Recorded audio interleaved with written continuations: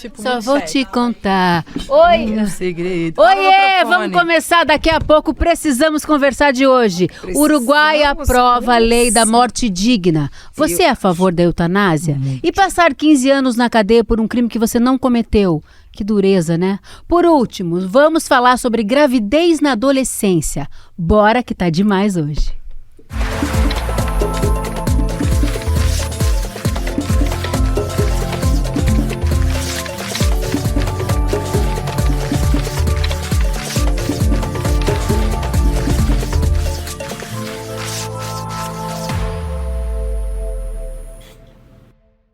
Olá, está no ar o Precisamos Conversar, o programa de debates do ICL feito por mulheres de primeira. Eu sou a Juliana Baroni, estou ao lado dessas mulheres maravilhosas, gente. A Sucena cantora, genial!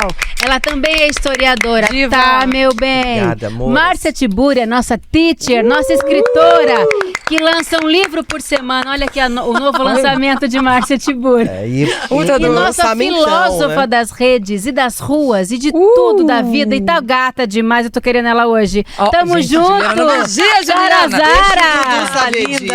Olha aí, Deixa o ó. Dudu saber disso. Olha ela, hein? né? Olha a estreia da Eu Lei sou fã, Reberdade. já falei. Tô estreando hoje. Olha aí, ó. Vamos Você casar. vai poder todo mundo. assistir Vocês são também. terríveis, vocês são terríveis. Ao Precisamos Conversar no Spotify, que também está disponível em vídeo. A gente é assim mesmo, fala uma por cima da outra, a gente se anima, a gente tá muito, a gente é Empolgação. muito amiguinha, é isso A que gente acontece. Tá total, a gente já tá aprendendo. Então, bora começar. No dia 16 de outubro, o Parlamento do Uruguai aprovou a Lei da Morte Digna, que dá ao adulto com doenças terminais ou com condições médicas incuráveis a opção de escolher uma boa morte, de forma digna e sem sofrimento desnecessário, sem a utilização, por exemplo, de métodos invasivos.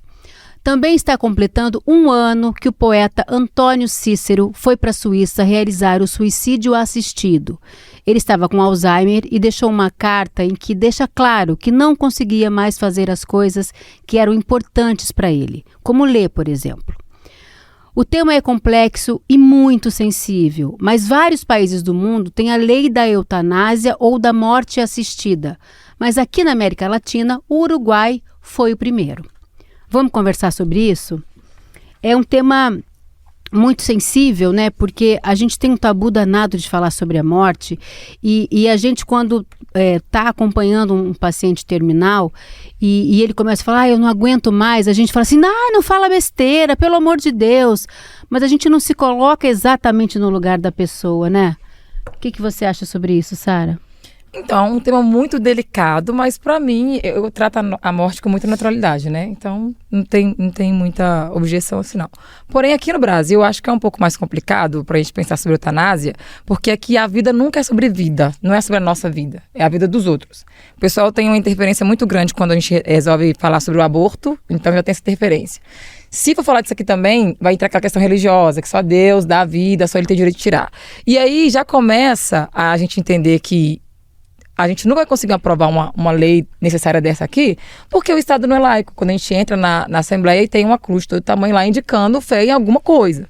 E como a gente sabe que a religião praticamente ela manda na política hoje, eu acho que aqui não vai ser viável nunca. Mas para mim é uma coisa muito necessária, porque não é sobre viver, é sobre ter uma sobrevida. Se você está precisando de ter alguma coisa em manutenção, para você ter uma função comum, né, em atividade, você não está vivendo mais, né? Está sobrevivendo. Como, por exemplo, respirar por aparelhos, Exatamente. esse tipo de coisa. Mas eu fiquei curiosa, você falou assim, eu lido com a morte com naturalidade. Como é que é isso? Explica pra gente. Eu também pensei É, nisso. eu fiquei curiosa. Coletiva aqui a questão. Eu acredito que as pessoas nascem com o dia exato pra morrer, entendeu? E aí... Destino. Já tá escrito o dia que a gente vai morrer. Eu só queria entender como que a morte faz, os critérios que ela escolhe, a forma, sabe, que a pessoa vai morrer, de cada um. Mas enfim, não tem como fugir. Gente, ninguém vive por semente. Se você nasce, vai morrer. O final da vida é a morte. Não tem outro caminho, sabe? E eu também acredito na questão, né, de segundo plano. Eu acredito que o mundo sobrenatural rege o nosso natural. E se a gente nasce com um destino espiritual, que a gente tem uma meta e tem um plano, e ele acaba, não tem por que ficar prolongando. Você vem com o tempo certo, entendeu? Acabou. Não tem que ficar passando o tempo a mais. O fato é que a gente não sabe muito bem o que pensar sobre isso, porque é um assunto que é tabu por muitos motivos, mas um deles é que a gente tem medo da morte. Então, a morte pode ser um assunto teológico, pode ser um assunto político, pode ser um assunto estético, porque implica também a nossa percepção e a nossa sensação, os nossos afetos em relação a isso. É um assunto psicológico, digamos assim, também, porque implica a separação que a gente vai ter em relação à vida, às pessoas. E um assunto super, né, obviamente, filosófico, porque coloca em cena o tema da finitude. E que é importantíssimo de se debater, porque a finitude, ela pode ser uma orientadora da própria vida. E aí, acho que uma pequena diferença entre a morte no seu sentido bruto e a morte como finitude, essa diferença pode nos ajudar. Se eu penso a finitude como o destino, acho que a Sara está colocando muito nesse sentido, né? Tem um destino lá. E é inevitável, todos nós vamos morrer, é uma já certeza. Pensar nele já é uma possibilidade de imaginando como vai ser a finitude. Então, mas aí o que eu vou fazer com a minha vida, com o tempo que eu tenho disponível? E a gente não sabe ao mesmo tempo qual é esse tempo. Então, como é que eu vou viver uma vida boa e justa e digna, sendo que eu posso morrer a qualquer momento? É claro que a gente tem uma expectativa de que vai durar, nossa vida vai durar décadas. Eu acho muito... Bom, não quero ficar me atravessando toda a conversa aqui, mas acho muito bom a gente poder discutir também essa economia política, essa teologia política e essa ético-política envolvida na chance da gente ter essa lei um dia no Brasil, né? Porque até uma coisa que eu também quero colocar na nossa discussão é que o Estado é laico. A política brasileira, o legislativo, sobretudo, é que é inconstitucional. Pois é, menina, ainda tem isso, né? Bela frase, Márcia. Ô, Sucena, eu fiquei pensando, você é judia e como é que você pensa a morte? A própria morte ou a morte de outras pessoas? Tem alguma qual é a questão religiosa para você? Ou você não pensa nisso? Você evita pensar nisso? Não, a morte é um lugar inevitável e até para o pensamento. Eu amo pensar sobre a morte. Eu amo divagar sobre isso. Até porque não tem como pensar na vida sem pensar na morte, né? Parecem duas irmãs siamesas que conversam, uma não existe sem a outra. Enfim, a finitude é um lugar, mas a gente busca a infinitude.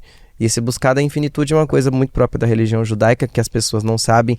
Inclusive a religião judaica acredita na reencarnação. A reencarnação é um lugar muito interessante para o judaísmo. Não é como o espiritismo ou as religiões kardecistas, dentro de um outro sentido de encarnação, mas a encarnação é um lugar no judaísmo e existe esse lugar da alma, a alma infinita, ela é um lugar divino, então ela não poderia morrer se a centelha de Deus foi soprada no indivíduo. E quando a gente fala de Deus, judaísmo, gente, é interessante que Deus não é bem nem mal. Deus, ele cria o bem e o mal. Então, Deus, na figura judaica, ele está acima disso. Então, ele cria a morte e cria a vida. Essas dicotomias que existem. Então, é uma busca por esse infinito, por essa consciência eterna, por esse lugar, por esse paraíso que está fora da nossa compreensão. Eu acho linda essa busca por essa consciência maior, por esse lugar maior. Eu não gostaria que fosse o fim aqui. Eu gosto de viver, eu amo a vida, eu amo descobrir o pensamento da Márcia, eu amo descobrir o pensamento da Sara, eu amo ver o brilho nos seus olhos quando você apresenta de forma linda e te vê na TV, eu amo estar com meus amigos em torno de uma mesa, então viver é muito gostoso. E pensar na morte é valorizar cada segundo da vida. Mas eu fico me questionando o que é a vida, é uma questão que a gente precisa pensar. A vida é um bem compulsório? A vida é um estado compulsório? Porque ninguém pergunta pra gente se a gente quer viver. Simplesmente joga a gente. Nascemos, alguém me disse, vive, me deu um manual de como se viver. Não, a gente vai aprender a viver nesse gerúndio vicioso. Mas você sabe que eu acho que tem gente que esquece. Nessa cultura em que a gente vive, consumista, as pessoas presas no imediatismo, alucinadas com valores e questões que são muito mesquinhas e coisas muito pequenas, digamos assim, tem gente que eu acho que esqueceu que a morte é um dado democrático. Todos nós morremos. Acha que está acima, né, da morte. Tem gente que acha que tá acima da morte, que de repente está livre dela, ou que ela vai acontecer sei lá quando, e que não importa, que por isso você está justificado a ser um egoísta, um narcisista, e só se preocupar com você, e aproveitar a vida. Enfim, eu respeito demais, tenho, que nem a Sarah, assim, uma relação muito tranquila em relação à morte. Eu tenho uma relação muito tranquila com a morte. Eu li o Michel de Montaigne, né, gente? Que foi o cara que falou que filosofar é aprender a morrer. E eu me lembro quando eu era menina, criança, adolescente, eu fui criada indo ao cemitério, e aquelas famílias góticas do século XIX que vieram da Europa, que vinham com aqueles, vamos dizer, a estético-mania gótica, né? Então, muita igreja, muita religião e muita relação, sempre muita relação com a morte. A literatura também é uma relação com a morte, as artes são uma relação com a morte, mas no sentido de você enfrentar poeticamente isso. Sublimar, né? Eu acho que o teatro, a música, te ajuda a sublimar a morte, brincar de tornar bonito, né? A gente tem um poeta que eu adoro, que é Augusto dos Anjos. Amo. Que a obra dele inteira o tema é a morte, né? É isso. Tem uma poesia que meu pai sempre declamava, que é assim: ó flor que tão mal nasceste, que triste foi sua sorte, ao primeiro passo para a vida foi encontrar-te com a morte. E aí segue. A efemeridade da vida, é muito bonito, né? É um cara que está observando uma flor que nasce no cemitério, que é um lugar que não tem vida, né? A gente vê a morte como o fim, mas dependendo de quem, a morte vai ser o começo. Entendeu? Tem pessoas que eu imagino que depois da morte que elas começam a viver. Mas a pessoa devia ter o direito, né, gente? Mas aí, escolher. Aí tem a pergunta, né? Qual a fronteira do direito à vida e à morte, e qual o direito do Estado sobre a nossa vida e sobre o direito à morte? Porque até onde o Estado pode ir? Até onde o Estado tem o poder de legislar sobre a vontade do meu corpo, da minha vontade sobre o meu corpo? Não, mas então, o Estado age em cima de religião, é isso que quebra. Tem duas coisas diferentes. Qual é a fronteira? É uma questão, então, não sei responder. Acho que o Estado como estrutura, ele é letal, ele é assassino. Então ele mata. Para as pessoas, no Brasil, as pessoas experimentam isso. A gente vive aqui no nosso programa falando do feminicídio, das mulheres que são mortas, os feminicídios indiretos, tipo não poder abortar e morrer num hospital, que a gente vive discutindo, a população negra sendo assassinada. Tem um genocídio que há muito tempo vem sendo comentado, o genocídio dos jovens negros e pretos nas periferias do Brasil, das várias grandes cidades, genocídio indígena, matança de eugenista de gente e tal. Então, tem uma outra coisa que nesse estado, então, necropolítico e tanato político e biopolítico, que legisla sobre a vida e sobre a morte. Eu acho que esse direito a deixar uma vida de sofrimento é um direito totalmente digno, é uma luta por dignidade. É lutar pela sua dignidade, é você ter acesso a acabar com uma vida que não te agrada. Se eu sou totalmente dessa linha. Para mim, se eu não tiver mais capacidade de fazer as coisas que me dão prazer e alegria e me sentir uma pessoa autônoma, eu tenho muito prazer na autonomia do meu próprio corpo. E eu não quereria viver, certamente eu seria uma pessoa que fez o que o Antônio Cícero fez. É isso que eu queria perguntar, você teria coragem? Sim, já, nossa.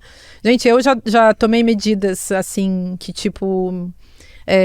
me deixam mais tranquila ainda em relação a morrer, muito tranquila.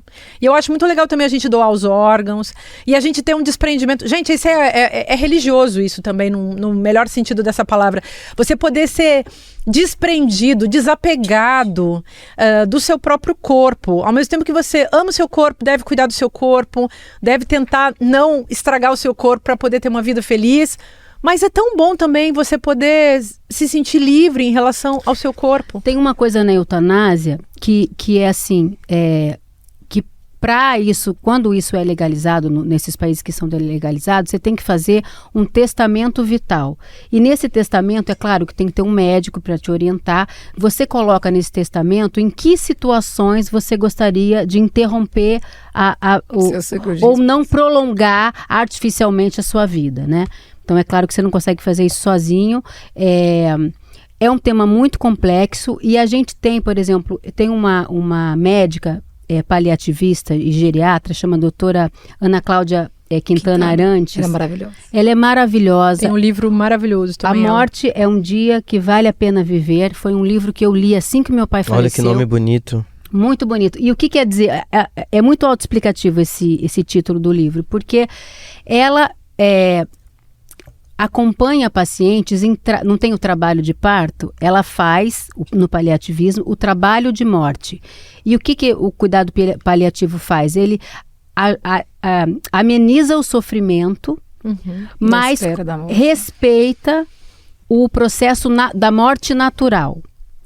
E o que ela diz sobre eutanásia? Eu fui pesquisar, porque como tudo que ela fala me interessa muito, ela acha que o Brasil ainda não está preparado para discutir esse assunto. Porque, por exemplo, os cuidados paliativos, só apenas 10% dos hospitais do Brasil inteiro, na sua grande maioria Rio, São Paulo, que tem esses cuidados. Então, isso não é democratizado para todas as pessoas, e deveria ser. Fora o acesso à saúde também, né, Juliana? O bem morrer, né? E tem pessoas que estão com morte em vida, praticamente, porque não tem uma dignidade na doença e não vai ter dignidade na morte também. E aqui no Brasil a gente tem uma desigualdade muito grande em questão de cuidado. Então tem pessoas que estão beirando a morte, mas não é porque era uma causa natural da saúde, é porque tem alguma negligência nos cuidados de saúde. Aí aqui como que fica uma situação? Aqui é muita coisinha aqui que ainda são pequenas, são mas muitas nuances. Mas nessa linha, gente, pensem só como o SUS, que é o Sistema Único de Saúde, é tão importante, tão bacana, e é uma das instituições mais combatidas por esses oligarcas, essa gente de extrema direita, que defende uma política da morte, que são os grandes necropolíticos, né? As figuras realmente tanatopolíticas, necropolíticas, que administram o mundo e a economia política capitalista e patriarcal.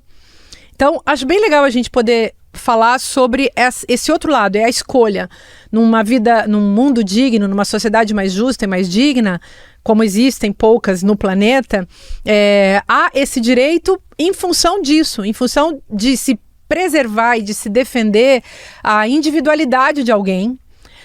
E também o contexto ao redor, porque as pessoas que ficam cuidando de uma pessoa que está ali para morrer e nunca morre, e passa anos e anos e anos... Vai morrendo junto. Pois é, essas pessoas sofrem muito. Né? Eu acho que tem um tabu que a gente não falou ainda, que é o tabu do suicídio. Que é uma palavra... Assistido nesse caso. Nesse caso, mais o suicídio como um conceito. Um conceito que... Ninguém fala, né? A gente tem medo. É um conceito que... imagina, quando as pessoas cometem suicídio, geralmente as famílias não alastram, tem uma tendência a abafar. E há grandes ensaios, né, Márcia?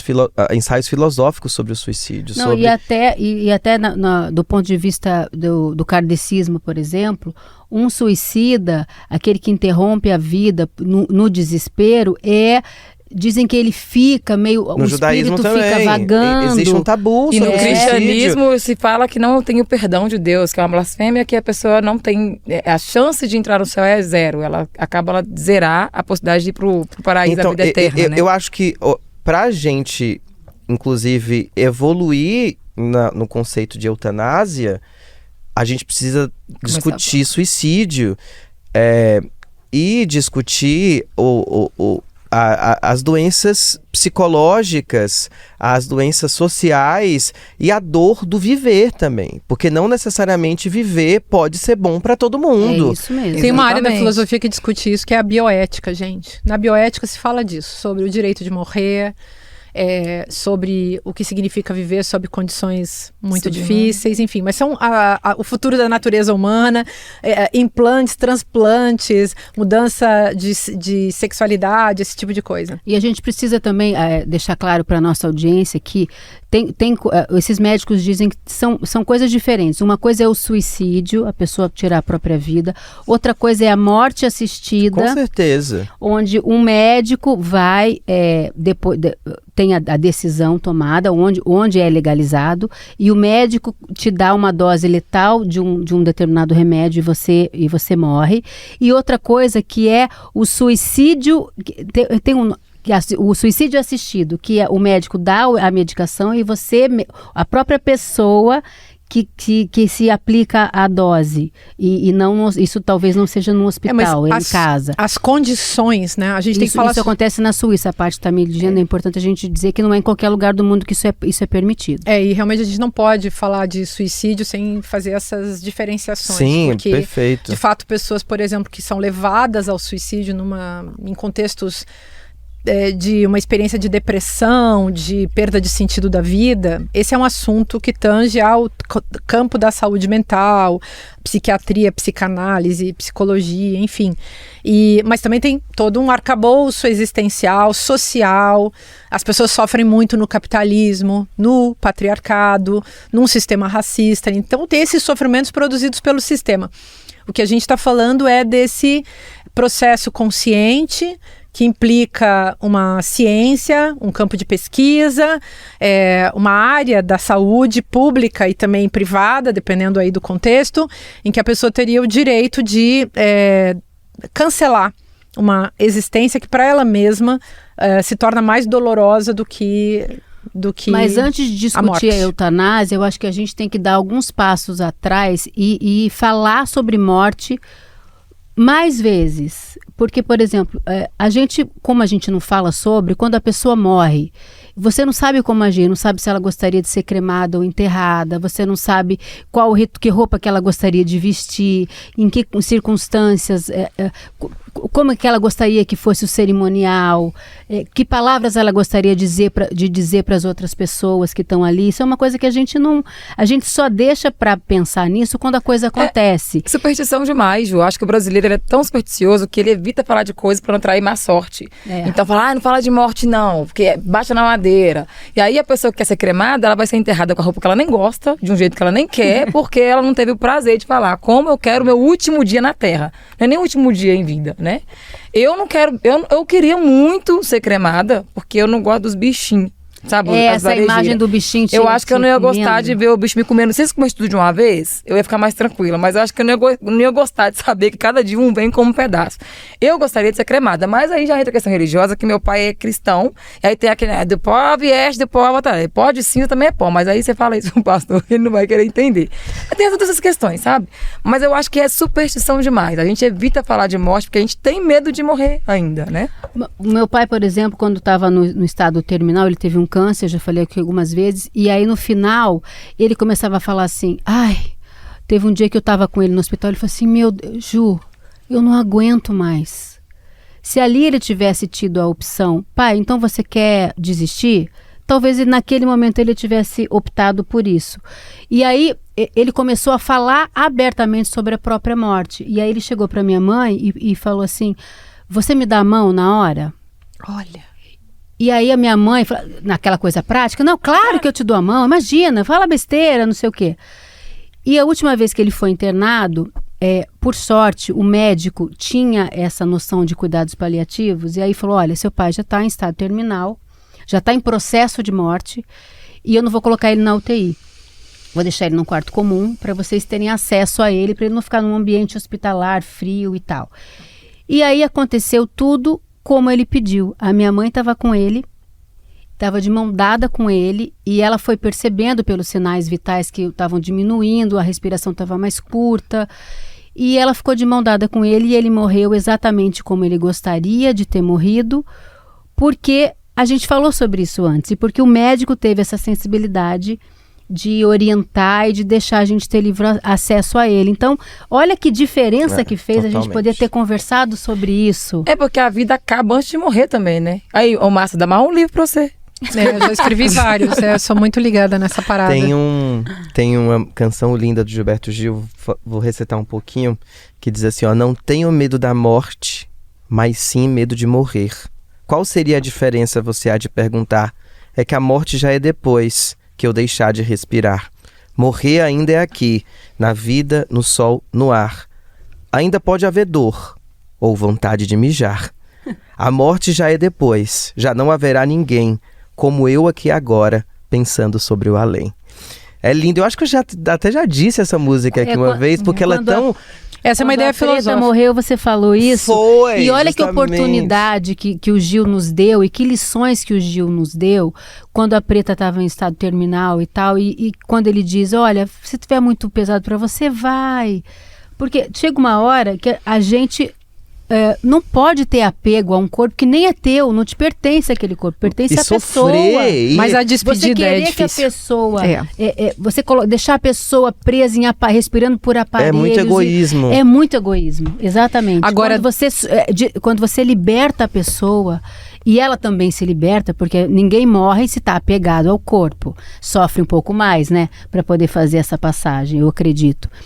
Tem um outro tema que eu quero acrescentar, só para dar uma apimentada na nossa discussão, que é o seguinte: no Canadá é possível ter uma morte assistida desde 2016, mas o número de pessoas que optam por eutanásia não para de subir. É a 5ª causa de morte no país. Esse número é surpreendente para vocês? O que é que vocês acham? Vocês acham que pode também, no caso do Canadá, ter um excesso de vontade de morrer? Mas tem o ranking de quais são as outras? Deixa eu ver. Eu não sei. Pergunta aí pro Iá. Mas, gente, eu acho que é muito provável que, tendo essa possibilidade, deixando de ser um tabu, as pessoas que perdem qualidade de vida e que já não veem mais interesse diante de dificuldades físicas e cerebrais, enfim... Então, é muito provável que essas pessoas optem por isso e que aí tentem ter uma vida muito boa e que possam viver um dia de cada vez e viver cada dia como se fosse o último também, digamos assim, né? O que eu acho bem problemático e aí você tem que fazer terapia, né? Ou psicanálise, ou você tem que procurar alguma ajuda para sua cabeça que diz respeito à despedida da vida. E a despedida dos amigos e despedida da família, isso aí vale para quem está no processo de morrer e para quem está também no processo de assistir o outro morrer. É muito doloroso ver uma pessoa morrer. Como diziam os filósofos helenistas do passado, quando a morte chega, você já não está mais, então não é problema seu. Tem muitas pessoas que falam, né, que é muito pior encarar a morte de uma mãe, de um filho, de um parente, de um amigo, do que se imaginar naquele lugar indo embora, porque você... aguentaria em você uma coisa que você não aguenta ver nos outros, né? Então, terapia nos ajuda, eu acho. E outra coisa que eu queria, só para encerrar esse assunto, que é um assunto... A gente tem que falar mais sobre a morte. Isso é... E aí, quando o meu pai... Citando o exemplo do meu pai, só para ilustrar, tá, gente? Quando meu pai morreu, a minha filha tinha 6 anos. E ela... muito ligada, muito apaixonada por esse avô. Ele sempre foi um avô muito presente, fazia programa só os dois.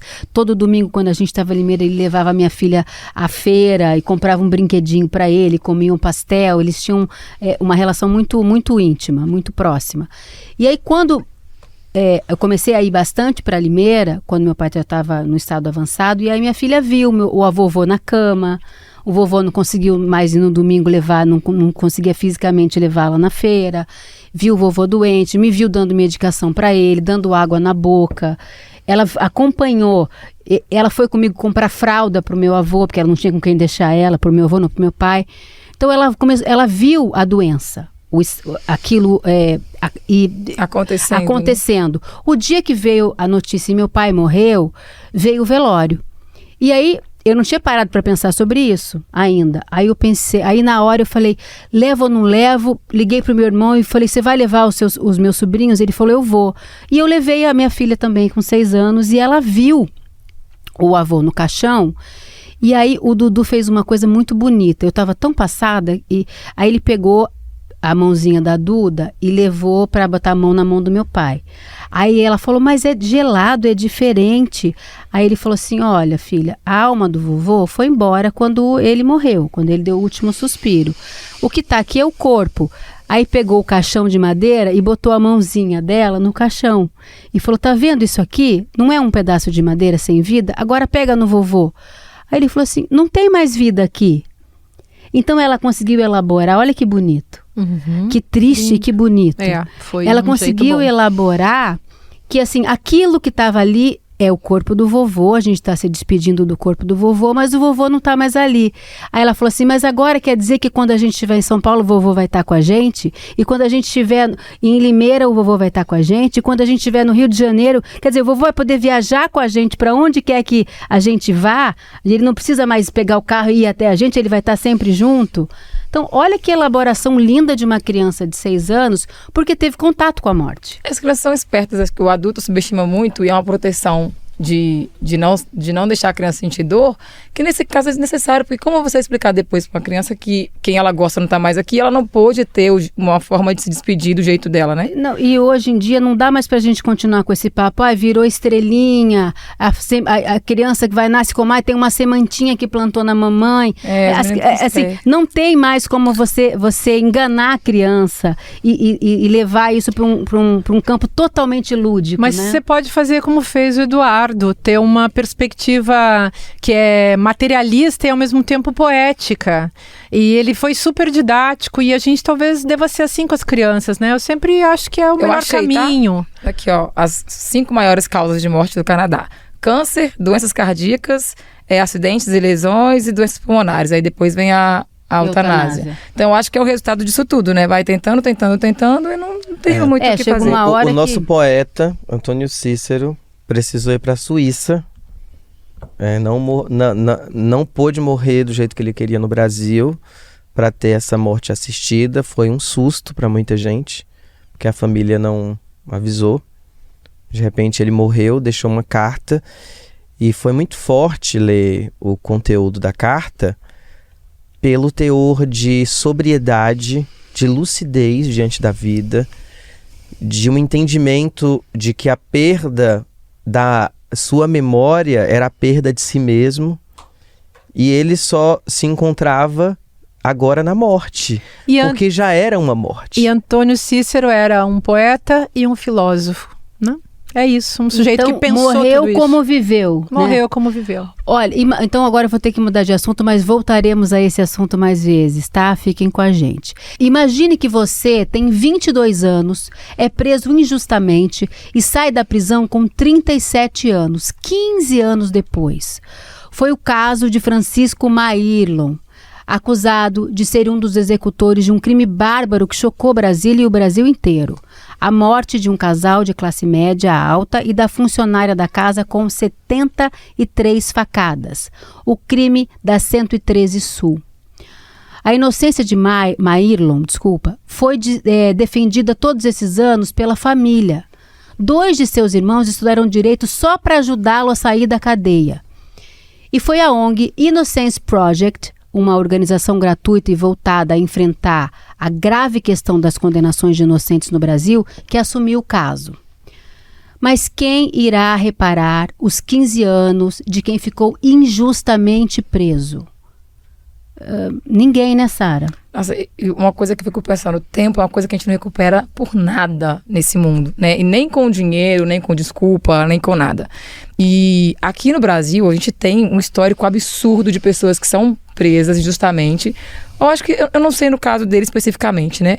Mas, geralmente, é algum tipo de erro da justiça, alguma investigação que não foi feita, teve um desinteresse, teve uma negligência. Na maioria dos casos são isso, né? Raramente vai ser por algum motivo assim. Acho que até hoje não teve, né, Márcia? Algum motivo de, sei lá, algum erro que, foi o erro por parte. Sempre um erro jurídico, né?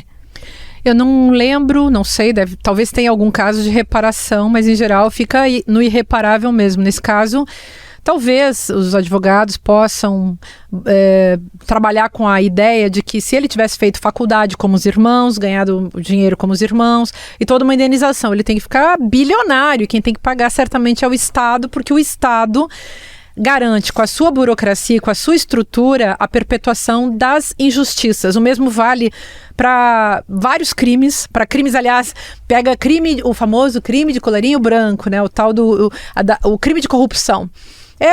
Só acontece porque é possível.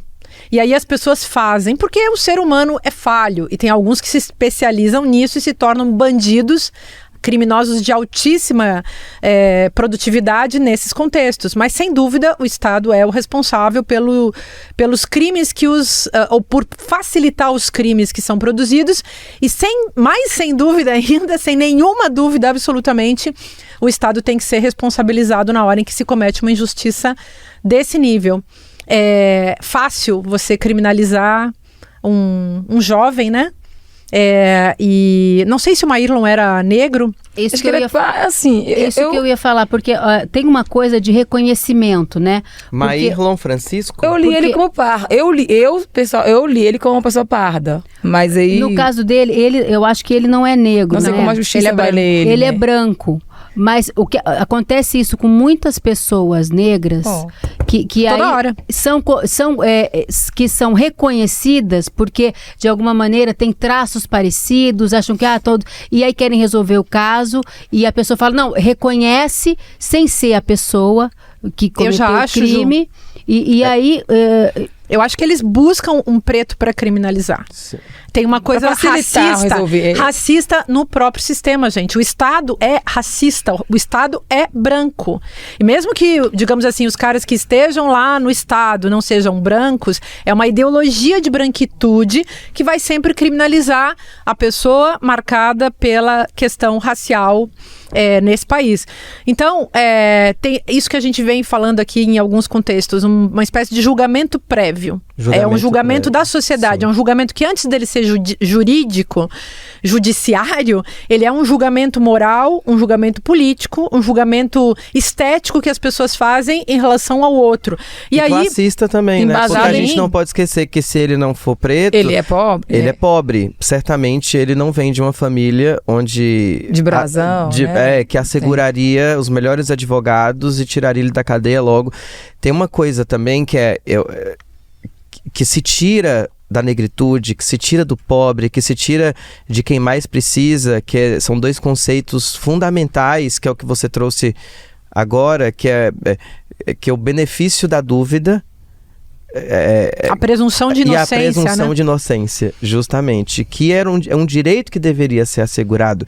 Só que é muito mais fácil você entregar um suspeito como criminoso, se for pobre... É resolvido. O problema é o caso encerrado. Quantas vezes a polícia atira a tal da bala perdida, que de perdida não tem nada, a polícia já julga e executa, ela já faz a lei penal sem nenhum tipo de julgamento, a não ser esse julgamento prévio, estético, moral, racista, já mata a pessoa. Eu nunca vou esquecer aquele jovem que foi morto, não precisa nem a gente falar das periferias do Brasil que estão lotadas disso, mas aquele jovem que foi morto, um homem jovem trabalhando que tinha um guarda-chuva na mão. No Rio de Janeiro, hoje, né?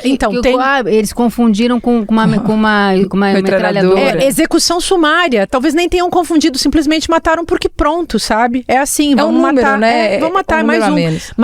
Mata-se porque também não é o policial, né, gente? O policial, ele é uma peça da engrenagem, claro, cada policial... Ele executa o plano. Tem 1000 jogos ali, mas tem muito... Gente, a categoria que mais se suicida, inclusive, são os policiais, né, gente? Eles se suicidam muito porque para eles é muito pesado. Ganham mal, tem que cumprir ordens de gente de cima. Sempre quando tem um desses crimes, o grande responsável é o governador do estado, que é o chefe da polícia. É bom a gente lembrar disso. Claro. E a execução é sumária. Por quê? Porque fica fácil pro dono, oligarca, dono do poder policial, dizer, executa, mata e não quero nem saber. É fácil quando você tem gente fazendo isso pra você. A mesma coisa vale pros ayatollahs com os homens bomba. Quer dizer, pro presidente dos Estados Unidos, que cria aquele exército de gente pobre, porque gente pobre que vai ser mercenário no exército de Israel, Israel menos, mas nos Estados Unidos isso é muito claro. E é isso, gente, é um Estado letal, matador, patriarcal, racista e capitalista. Vocês acham que o preconceito da sociedade, que muitas vezes não dá emprego, não dá chance a um ex-presidiário, faz com que eles, às vezes, voltem a praticar crimes? Você estava falando comigo sobre isso antes de começar o programa, porque aí, imagina, essa pessoa está fichada para o resto da vida, mesmo que ele prove que é inocente, que ele tenha saído da prisão, E essa ficha criminal, como é que é isso? Mais caro pra mim é a questão do tempo. De vida. Então, eu vou falar uma experiência que eu conheci de perto da Baby Quirino, que foi uma moça que foi presa. Foi em 2019, 2020, ela ficou 1 ano e 8 meses presa, porque quando a vítima foi assaltada e ela foi reconhecer lá, né, a pessoa do assalto, ela reconheceu a Baby como uma das participantes, porque ela falou que ela era negra e tinha o cabelo assim. Ou seja, poderia ter sido eu, Açucena, Vanessa da Mata, qualquer pessoa preta de cabelo assim, que passasse próximo, ia ser presa. E assim, o que eu acho um absurdo é a facilidade que existe pelo Estado de manter a punição de alguém que está tentando provar a inocência, e pessoas que têm um crime declarado, um Gayer, por exemplo, aquele outro lá que arrancou o braço do menino correndo lá, batendo racha.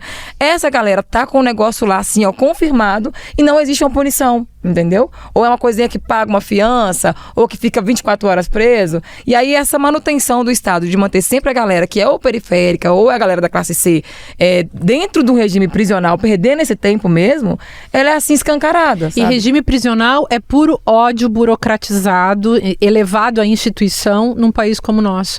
Não recupera ninguém. As prisões, gente, não recuperam ninguém. Elas são infernos, né? Gente, eu dei da oficina, né, em socioeducativo, e uma das teses que eu quero levantar um dia em algum lugar é sobre esse sistema que não educa. É um sistema que castiga. Ele não é para reeducar. Não sei se nem é assim que se fala mais, né? Mas não é para reformar a pessoa. Colocar tortura. Até pela questão do ambiente, que eu fui entendendo como pessoa atípica, como que você ter ter, né, acesso à luz, ao sol, à natureza, como isso influencia no seu dia a dia, como isso impacta no seu pensamento. O formato que o presídio é feito não é para colocar ninguém para pensar sobre a vida dele. É para deixar ele pior do jeito que estava, e é uma manutenção constante, porque é absurdo, é um castigo, não é educacional de jeito nenhum.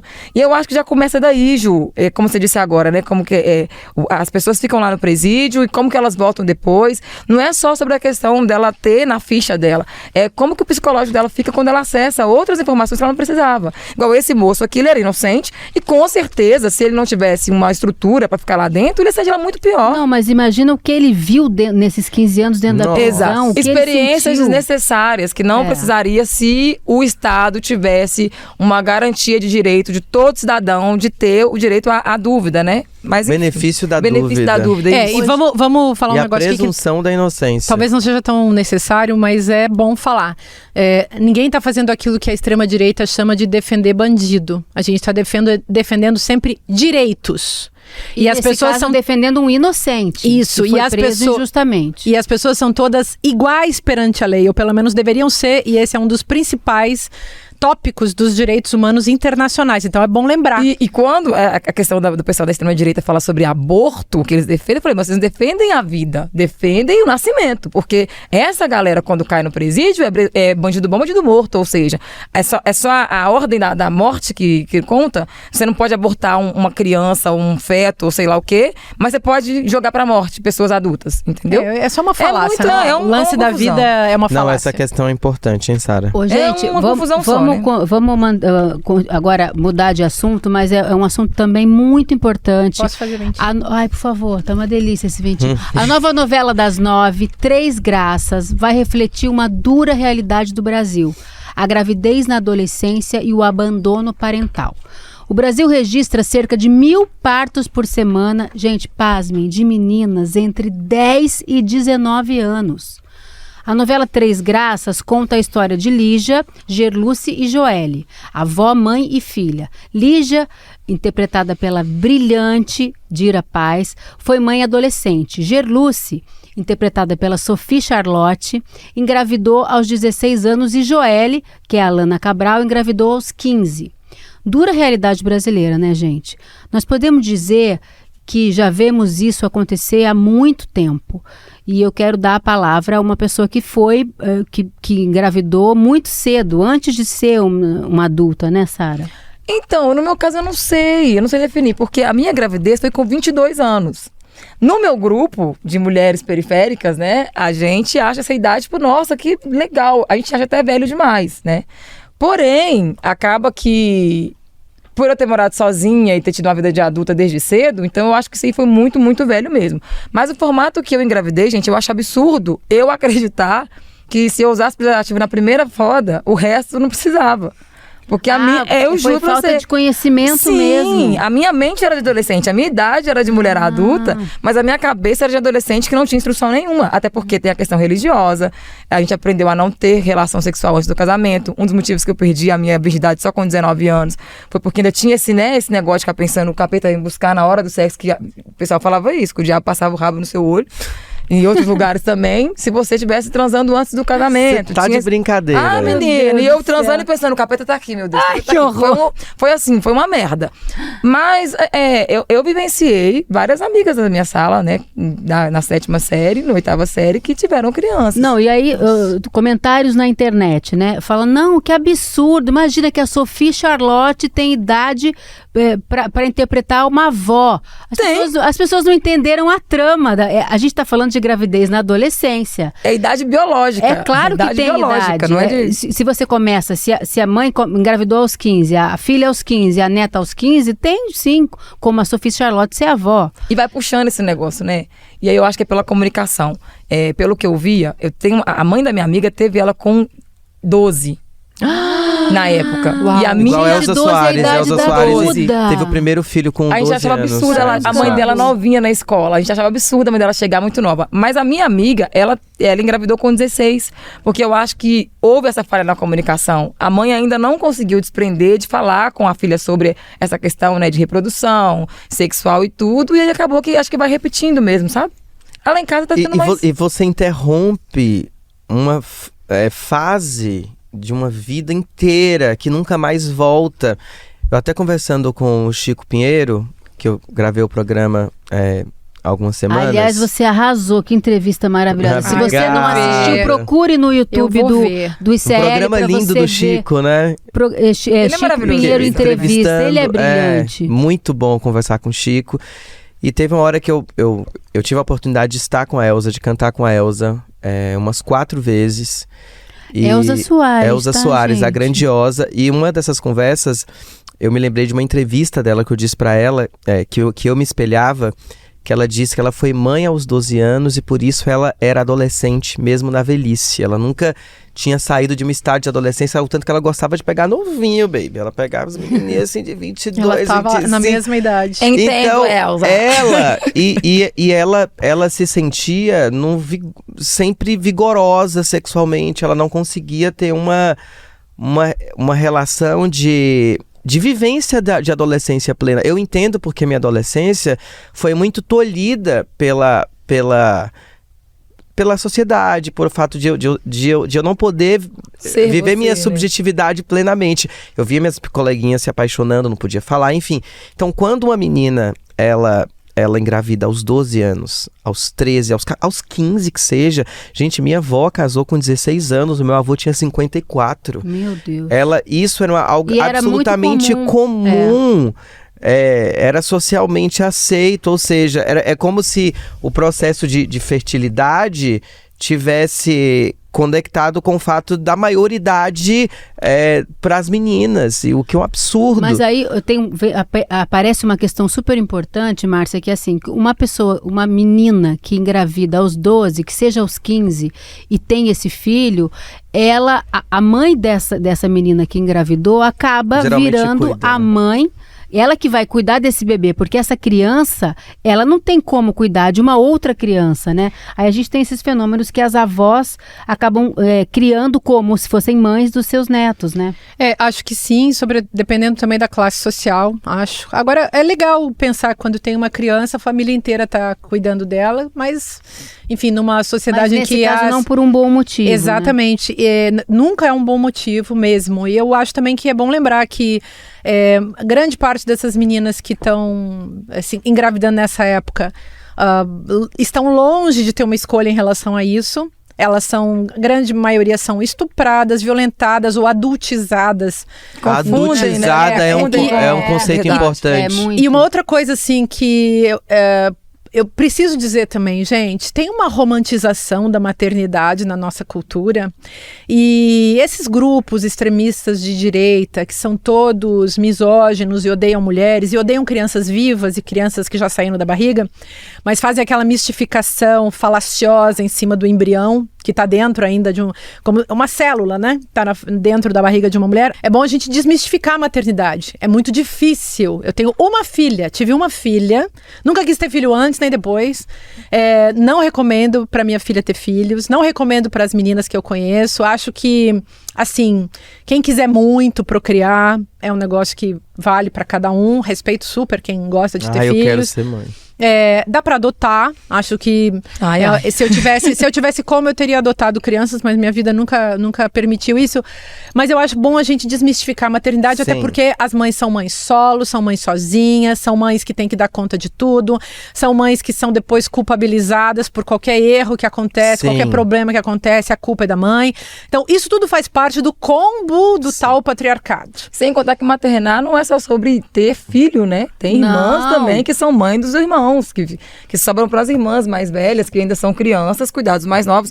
No beco que eu cresci, tinha a Ana Paula, que ela tinha 9 e tinha que cuidar de mais 3, tudo menor que ela, até os de 2 aninhos. A minha mãe também passou por isso. Ela cuidava de todo. Minha avó teve 5 filhos, ela é mais velha, ela cuidou de todo mundo. E cuida até hoje, na ausência da minha avó. E é uma vida cansada que essas meninas têm, né? Nossa, a maternidade é um assunto infinito. Grande, né? É lascado, fazer uma pessoa no seu corpo, é um trabalho. Eu tava aqui pensando o seguinte, o Brasil, que a Paty está pensando por mim também. O Brasil está falhando em proteger suas jovens e são necessárias políticas públicas para atacar as bases do problema. Porque uma menina grávida larga os estudos e tem dificuldade para voltar a estudar. E provavelmente vai ter que trabalhar para sustentar essa criança e vai ter que largar os estudos. E se ela não estuda, ela vai ter um subemprego.